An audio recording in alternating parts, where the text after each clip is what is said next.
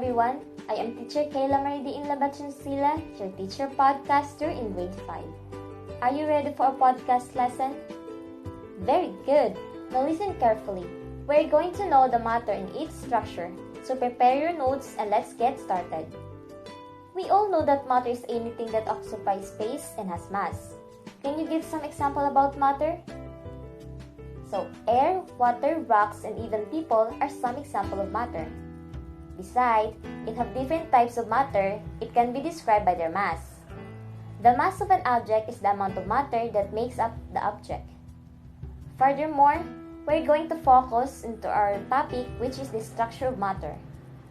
If you heard the word structure of matter, what is it? It is the matter in the universe which made of a very small particle.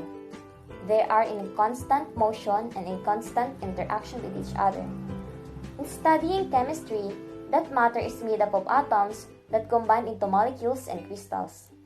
The bonding between atoms that build molecules and crystals arises from the electrical force between the electrons and nuclei and the sharing of electrons between different atoms. In other words, the structure of matter is atom, which is the basic unit of chemical element. Another is electron, which is negative charge, protons, a positive charge, neutrons, no charge, and nucleus, which is the neutrons and protons.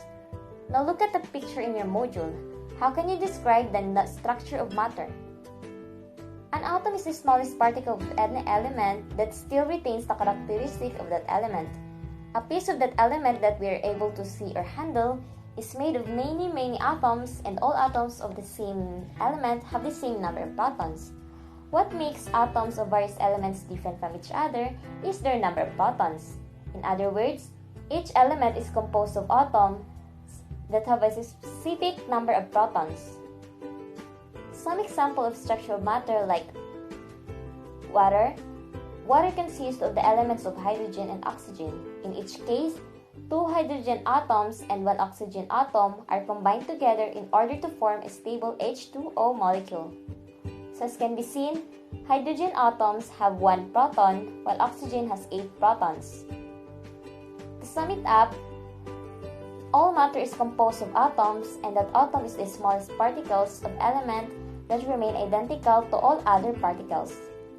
The atoms of one element are different from those of all other elements.